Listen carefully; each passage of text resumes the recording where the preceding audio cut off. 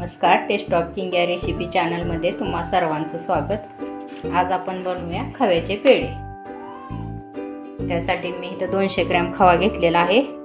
1 चमचा वेलची पूड घेतलेले, साखरेत मिक्स करून मी बारीक करून घेतले वेलची पूड आणि साखर 100 ग्रॅम। साखरेचं प्रमाण तुम्ही तुमच्या गोडीनुसार ठरवू शकता। इथे मी 100 ग्रॅम साखर घेतलेली। तर हा पॅन मी गॅसवर ठेवलेला आहे। आता आपण खवा चांगला परतून घेणार आहे, पण खवा खाली पॅनला चिटकू नये म्हणून 1 चमचा तूप घालून घेऊया आपण। आता यामध्ये मी हा 200 ग्रॅम खवा घालणार आहे। हा खवा मी घरीच बनवलेला आहे, तुम्ही विकतचाही वापरू शकता। आता ह्या खव्याचे जे डिकळे आहेत ते आपल्याला अशा बारीक करून घ्यायचे आहेत। खवा खिसून घेतला तरी चालतो। मी अशा डिकळ्या बारीक करून घेणार आहे। मंदच गॅस ठेवायचा आहे आपल्याला।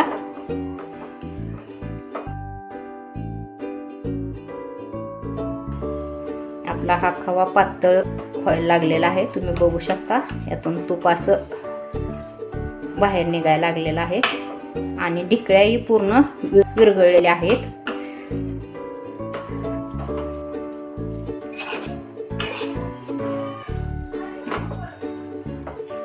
छान असा मऊ झालेला आहे। आता यामध्ये साखर घालणार आहे। 100 ग्रॅम साखर।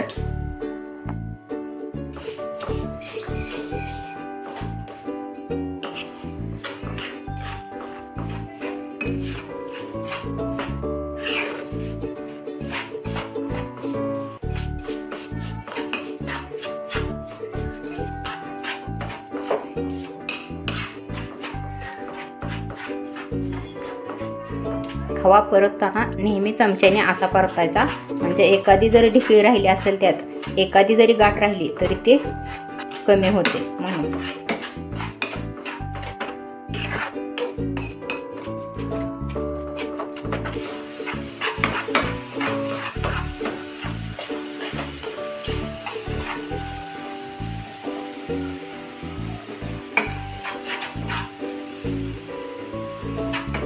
पेढा करायला जास्त वेळ लागत नाही, 10 ते 15 मिनिटातच पेढा बनवण्याची रेसिपी आपली तयार होते।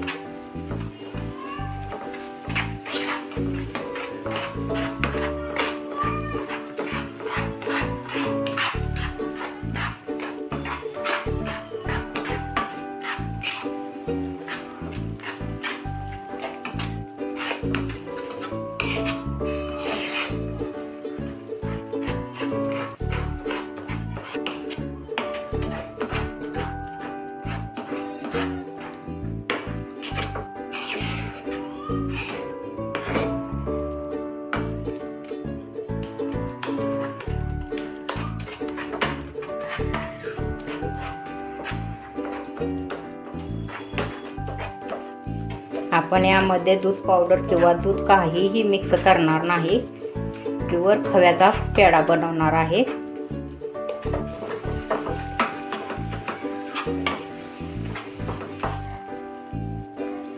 आता आपण बघूया पेढ्यासाठी आपलं हे मिश्रण परफेक्ट झालंय की नाही। थोडं थंड होऊ देऊया। याची गुळी येते म्हणजे आवण्यासाठी हे मिश्रण परफेक्ट झालेलं आहे। आता आपण गॅस बंद करूया आणि हे थंड होऊन देऊया। बंद जरी केले असलं तरी वरचा खवाही भरपूर गरम आहे आणि पॅन ही गरम आहे, त्यामुळे 5 मिनिट थोडा आपण हलवून घ्यायचा आहे, नाहीतर खवा करपेल। त्यातली वाफ जाईपर्यंत आपण असं हलवत राहायचं।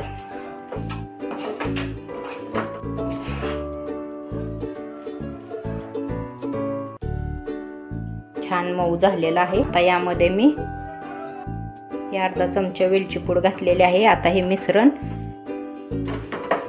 गरम आहे तोपर्यंतच मिक्स करणार आहे। आता मी थंड करण्यासाठी ह्या डिश मध्ये हे मिश्रण काढून घेते।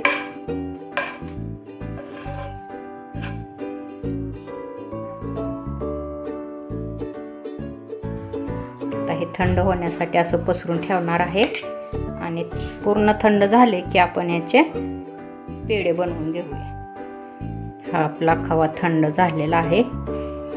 आता आपण याचे छोटे छोटे पेढ्याच्या आकाराचे गोळे बनवून घेऊया।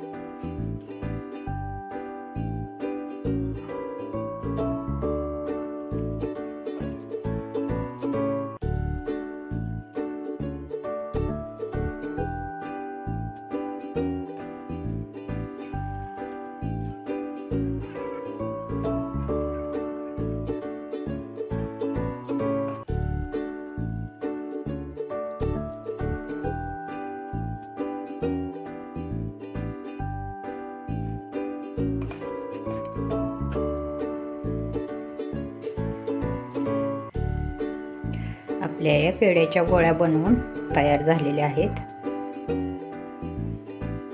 हे आपल्या खव्याचा पेढा बनवून तयार झालेला आहे। असे हे साध्या सोप्या पद्धतीने आपले पेढे बनवून तयार झालेले आहेत। तुम्हीही असे पेढे बनवा आणि जर ही रेसिपी तुम्हाला आवडली असेल तर व्हिडिओला लाईक करा, शेअर करा आणि सबस्क्राईब करा।